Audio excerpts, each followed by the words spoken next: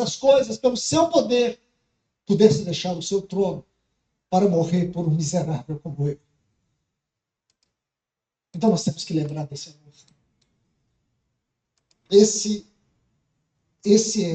Esta é a melhor e única explicação do que é amor, no sentido mais elevado da definição. A morte de Cristo no Calvário. Então, quando você chega em Lucas capítulo 23, a partir do versículo 34, você vai ver que ali começa as orações do Senhor. Então, o que não só Zugib, mas outros que também fizeram essa autópsia, porém a de Zugib é a mais importante, até onde eu consegui ver, pelo tempo que ele gastou, pelas minúcias, pelos detalhes, pelas explicações, pelas conclusões. Interessante que, com muita humildade e dor no seu coração, ele chega a dizer: eu estou dando agora a autópsia da morte. Agora eu entendo por que ele. Então, meus irmãos e irmãs, quero que você veja isso. Quando ele vai orar, segundo esses especialistas, humanamente falando, nenhum preso poderia, na condição do nosso Senhor, falar o que ele falou e fez o que ele fez. Eu quero que você leia Lucas capítulo 23, a partir do versículo, apenas o versículo 34. Se vocês não se importarem, podemos ler até o 36. Lucas capítulo 23, versículos 34 a 36, só para a gente ter uma visão do cenário. Contudo, olha a palavra, dizia. Essa palavra não pode ser menosprezada. Eu até digo para vocês, essa palavra, ela constitui a força desse versículo. Ela constitui a natureza desse versículo. Dizia, nas versões mais próximas do texto grego, por exemplo, a Bíblia de Roterdã, ele coloca assim: e ele continuava repetidas vezes dizendo. Então ele não disse só uma vez: Pai, perdoa-lhes. Será que ele dizia? Que soa como estivesse dizendo agora para mim. O que ele dizia? Ele dizia: Pai, perdoa-lhes, perdoa-lhes, perdoa-lhes, perdoa-lhes, perdoa-lhes, perdoa-lhes. E por que ele começa com essa oração? Perdoa-lhes por tudo que o Senhor fez. E hoje está se comemorando a Páscoa. E eles não sabem porque Jesus Cristo encarnou há 2000 anos atrás. Eles não sabem tudo que Jesus Cristo fez para lhes dar uma vida eterna. Perdoa-lhes por eles estarem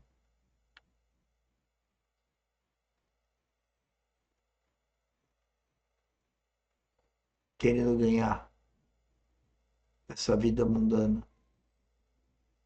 Perdoa-lhes porque eles procuram vencer o mundo, mas não reconhecem o reino de Deus. Perdoe-os porque eles acreditam nas coisas mundanas e não sabem o que significa a vida espiritual, a vida em Cristo. Cristo veio para que nós vivamos nele, que ele viva na gente. E a gente prefere viver no mundo, tratando do eu, das vontades carnais, de querer ser beneficiado com as coisas que possam ter no mundo, e não sendo um escravo daquele que nos amou infinitamente mais e nos ama, Jesus Cristo, a Trindade. A mesma coisa que uma pessoa trocasse toda a riqueza do universo por uma riqueza momentânea no mundo. Isso é muito triste, senhores. Perdoe pela ignorância espiritual. Perdoe-os. Eu, sinceramente, irmãos, me atrevo a dizer para vocês, embora eu nunca tinha olhado por esse lado,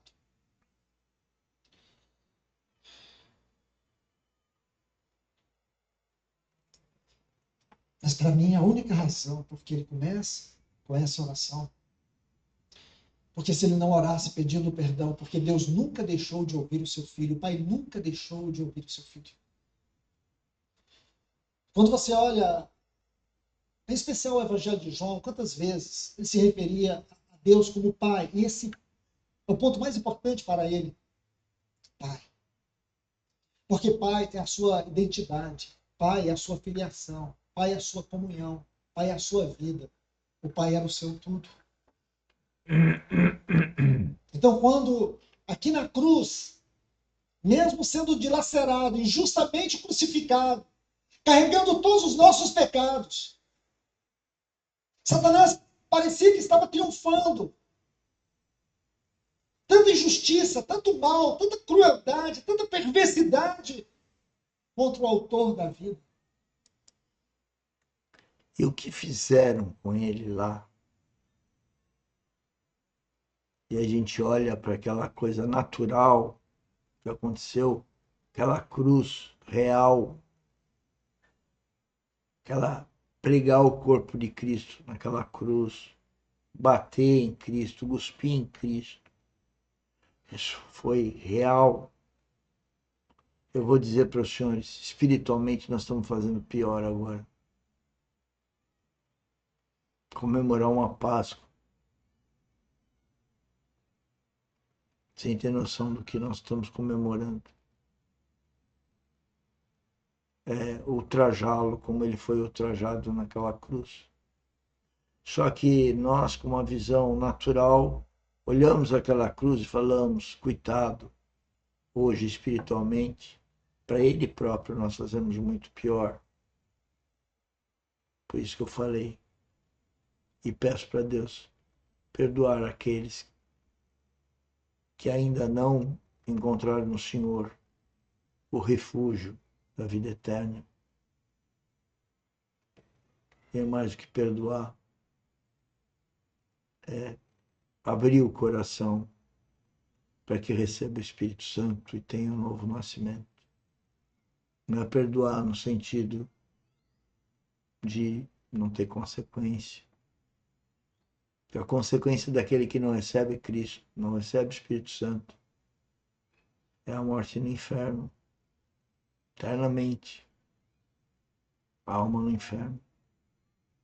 Por isso que eu fico triste, que eu queria que as pessoas percebessem a oportunidade, o melhor amor, e compreendessem e vivessem a vida espiritual, sendo guiado pelo Espírito Santo e não por valores do mundo.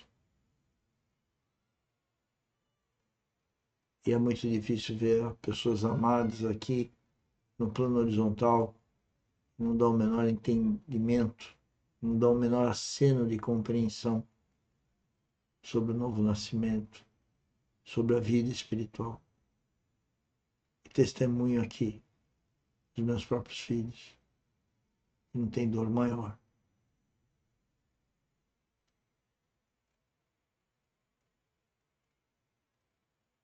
Por isso que nessa data o que eu quero é ficar sozinho orando por eles, que não têm compreensão da vida espiritual, se arrogam e nos julgar, nos caluniar, como foi feito com Cristo, e não entendem que estão sendo utilizados para magoar os santos.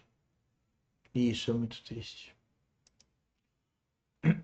Aquele que não conheceu o pecado, mas ele se colocou na condição de julgado no nosso lugar. Pense bem, irmãos. Ele começa com essa palavra, mas eu vou dizer isso depois. Aí você vê que o povo estava ali, versículo 35, tudo observado. Aliás, volte-me o versículo 34. Contudo, Jesus dizia, Pai, perdoa-lhes, porque não sabem o que fazem. Então, Senhores, nós não sabemos o que fazemos. E se nós não tivermos o novo nascimento, além de não saber o que fazemos, vamos parar no inferno. Eu não posso achar que está tudo bem. Eu não posso entender ou aceitar uma comemoração de Páscoa sem alertar sobre as consequências de uma vida humana sem ter a vida sobrenatural. E é o que estou fazendo aqui. Das vezes